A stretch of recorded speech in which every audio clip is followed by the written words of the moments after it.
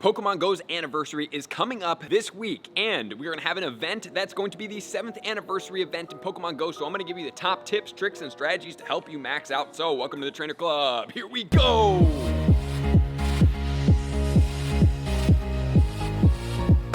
The Pokemon 7th anniversary event is going down on July 6th at 10 a.m. local time, and that's going to go all the way until July 12th at 8 p.m. There's a lot going on during this event. Days are going to be switching up for bonuses, so we're going to make sure we cover everything to keep you guys abreast of the best things for you to be doing each and every day in Pokemon Go. And the bonuses are going to include increased chances of becoming lucky friends. We are also going to have increased luckies from doing trades and increased Gimme Ghoul candy when spinning golden lore modules. So with all that said, let's not waste any more time, and let's start getting my top tips, starting off with tip number 1.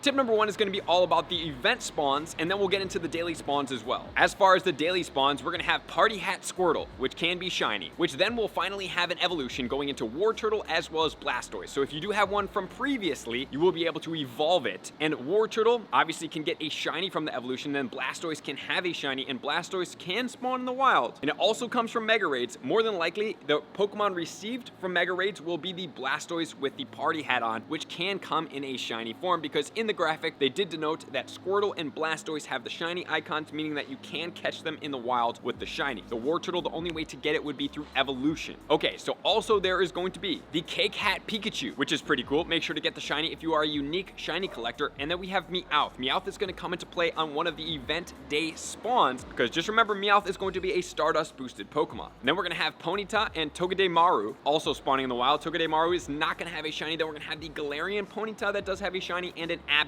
with a shiny as well. So those are going to be the overall general spawns, which is kind of lackluster to me personally, but we then get into the daily spawns. So on July 6th, we are going to be getting Kanto spawns. With these Kanto spawns, you're going to be getting 2 times catch XP. On my journey to level 50, I realized that catching Pokemon in the wild and hitting excellent throws is vastly superior than trying to catch raid bosses and hit excellent throws. And you can churn a lot of XP, especially with a lucky egg, because you will be getting 4 times XP with that lucky egg. So as far as these spawns go, we're going to be getting Squirtle, Charmander, and Bulbasaur. And all of them do have the party hats as well, and you can get the shiny. So I say July 6th is probably one of the biggest days to play, even though it's a slightly limited day. It's not quite as long as some of the other ones. The best ranking for the Venusaur in the Ultra League is going to be ranked 69 with Vine Whip, Frenzy Plant, and Sludge Bomb. 100% IVs will be a 115-14. And then as far as Charizard, it's going to be ranked 100 in the Great League with Wing Attack recommended moveset, which is going to need an elite fast TM. And then we have Blast Burn as well as Dragon Claw. So Blast Burn is going to be the Calm Day moveset, but Dragon Claw is not, so that's going to be safe. As far as using too many resources, and as far as the 100% PvP IVs, it's a 0-15-13 here. In the Ultra League, it's going to be ranked best at rank 22 with the same exact moveset at a 0-13-15, and then we have Blastoise. That's going to be ranked 48 in the Ultra League with Water Gun, Hydro Cannon, and Ice Beam. Remember, Hydro Cannon is the Calm Day move, 0-12-15 on this Pokemon. And I just want to stop us for here real quick and say, man, it would have been great if we were able to do evolution to get the Calm Day moves, especially since we have all of them spawning during this time. So what a cool thing that Pokemon Go could have done right here. Maybe if you guys are listening, you can throw in an event hidden bonus that we could get, which then moves us into July 7th, which we are going to have Chikorita, we will have Cyndaquil, and then we will have Totodile. In the Great League, Meganium is going to be ranked 49 with Vine Whip, Frenzy Plant, and Earthquake with a 0-10-15, and then it's going to be ranked 57 in the Ultra League, same exact moveset at a 0-14-15, and the other ones unfortunately do not rank so well, which then leads us into the Hoenn starters. And I'm going to pause right here because I just want to remind you guys that the Kanto starters and the Hoenn starters do have megas. The Hoenn starters, except for Charizard, are going to be stronger. Charizard All Fire is stronger than All Fire Blaziken, but Sceptile as well as Swampert are going to definitely go over the top of the Blastoise and the Venusaur in their mega forms. And to get a ton of XL candy is going to be great for this time. And I want to remind you guys that you're getting 100 trades per day. Not only that, you get 2 special trades. Not only that, you're getting increased lucky chances when trading. So getting these Pokemon and trade swapping them, because you also get guaranteed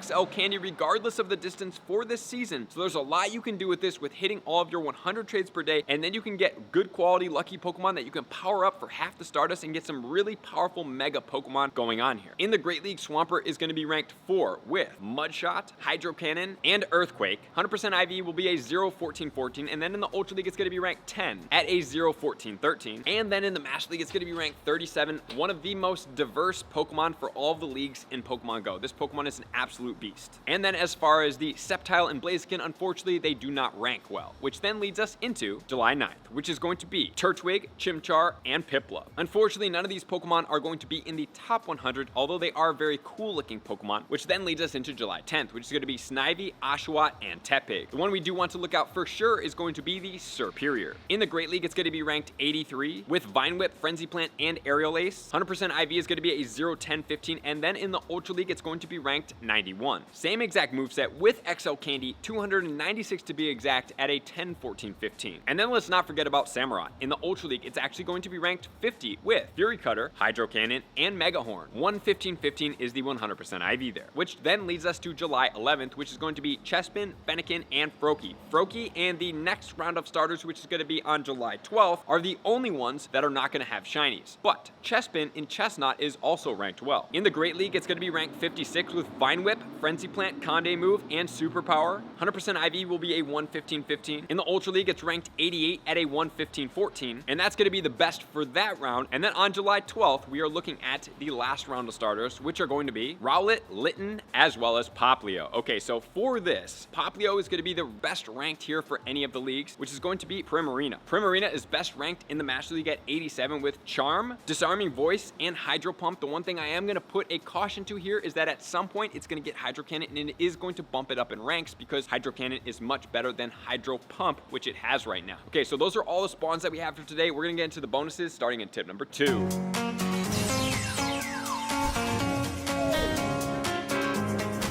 So tip number 2 is going to be all about the bonuses that are going on during this event. In July 2nd, we are going to have 2 times catch XP. So get out there, hit as many excellent throws as you possibly can because that is going to help you capitalize on this event. For your XP goals, and if you can, do lucky eggs. You can also spin new Pokestops if you're going to be in an area as well to add to your XP. And not only that, if you can open Best Friends, Ultra Friends, and even Great Friends, that will tremendously help you out. So that's going to be July 6th. On July 7th, we're going to have 2 times catch Stardust, which means catch as many Meowths as you possibly can. Get out there with star pieces. You can even hatch some eggs, but don't hatch too many eggs because you want to save for the quarter egg hatch distance this weekend on Squirtle Comday Classic. On July 8th, we're going to be 2 times catch candy. The great thing about this is that it is going to be Hoenn starters, and you can translate 100 candy over into 1 XL candy if you need to, which I don't think is going to be necessary because you guys should have more than enough XL candy by using Mega Pokemon and stuff like that. July 9th is going to be half incubator distance. Remember, Squirtle is going to give you 1 quarter egg hatch distance. But on July 10th, make sure to interact with as many friends as possible because you get 2 times increase in friendship leveling. So you will get 2 hearts on that day. So I highly suggest that you guys go after and do as many friendship interactions, open all your gifts, send all your gifts, and then on top of that, send battles and invite to raids if you guys do need more interactions and you have capped out from the gifting capability because it's going to be very important just to get that extra gift and to level you up. On July 11th, you're going to get 2 times transfer candy. So if you want any extra candy, guys, you should trade all your Pokemon, save all those traded Pokemon throughout the entire event, and then you can transfer them all on July 11th and get even more candy if that's something you want. For me personally, I value the bag space more than I do the candy because I've been playing for quite a while. I have enough candy for all these Pokemon. And then finally, on July 12th, we're going to get 2 times XP for evolving Pokemon. So any of these Pokemon in here that we did talk about that are not super valuable to you, maybe something like the Sinnoh starters, what you guys could do is you could just save a bunch of those and evolve just 1 evolution, 25 candies, into the 2nd evolution, and then you can transfer them and get all of this XP with lucky eggs on. Because just remember, normally like Spotlight Hour, all these are Spotlight Hour bonuses, but they're usually for 1 hour. And now we're getting them for an entire day, except for the front and the back end of the event. Very valuable. You guys can churn a lot of XP with lucky eggs, star pieces, and incubators and the like, Stardust, even more, by capitalizing on all this stuff. And you can exponentiate your gameplay in Pokemon Go because whenever we have bonuses like this, the best way to do is to take full advantage, which then gonna lead us into Megas in tip number 3.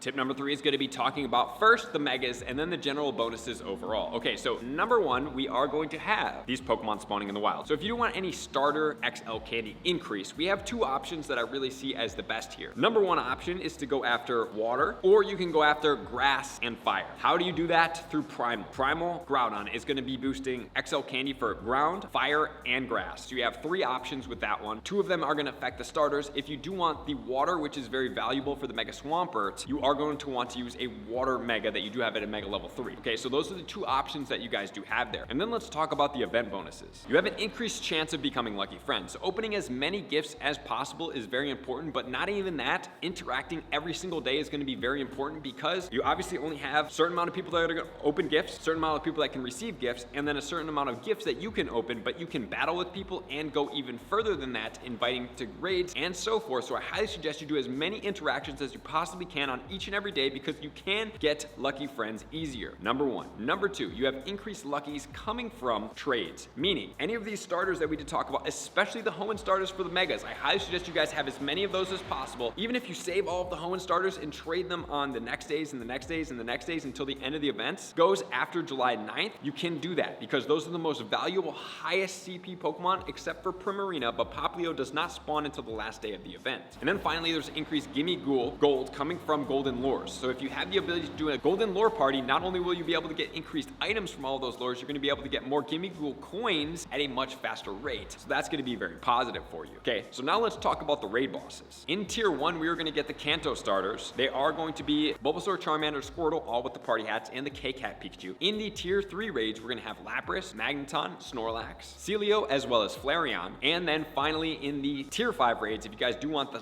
raid guide, you can check it out up here or check in the pinned comments and jump yourself into a raid room to have increased ability to get more raids from people. If you guys do run out of raid options locally from remote support, you are going to have the Kanto birds. And then finally, we're going to have Mega Blastoise, and Mega Blastoise, when caught, should have that party hat on for the entire event, which is very exciting, which then leads us to tip number 4.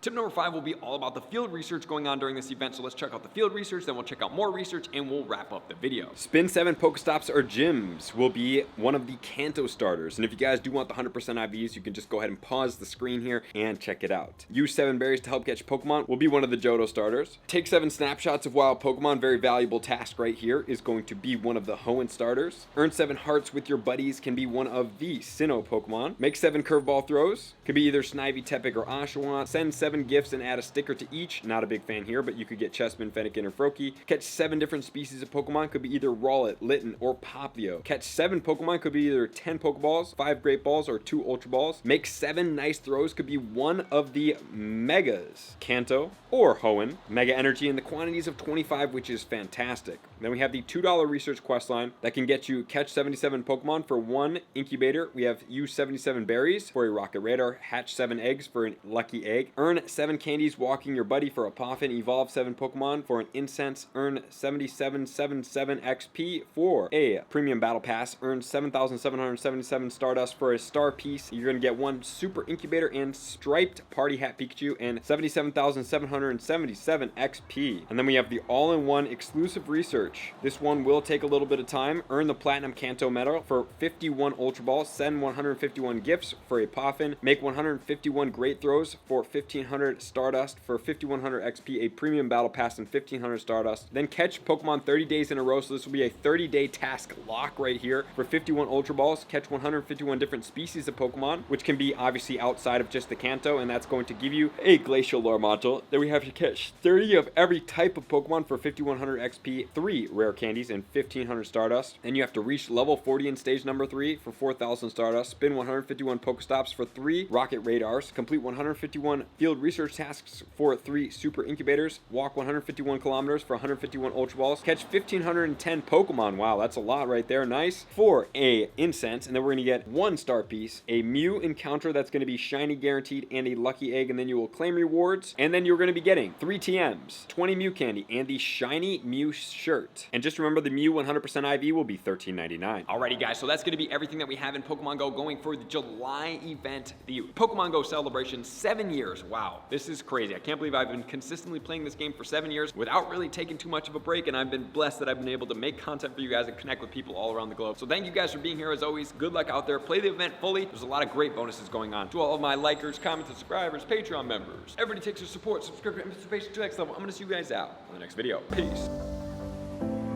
I want to take this time to thank everybody who supports me in every facet. It means the world to me, and an extra special thank you to all my Patreons. I greatly appreciate the extra support to continue to allow me to pursue Pokemon Go full time, allowing me to create my daily video uploads in the most timely fashion for everyone's benefit. Plus, I get the amazing experience of sharing my creative processes behind the scenes and raiding all around the globe with select upper tiers. Thank you everybody for being a part of the Trainer Club. You all mean the absolute world to me, and I will see you guys out on the next video.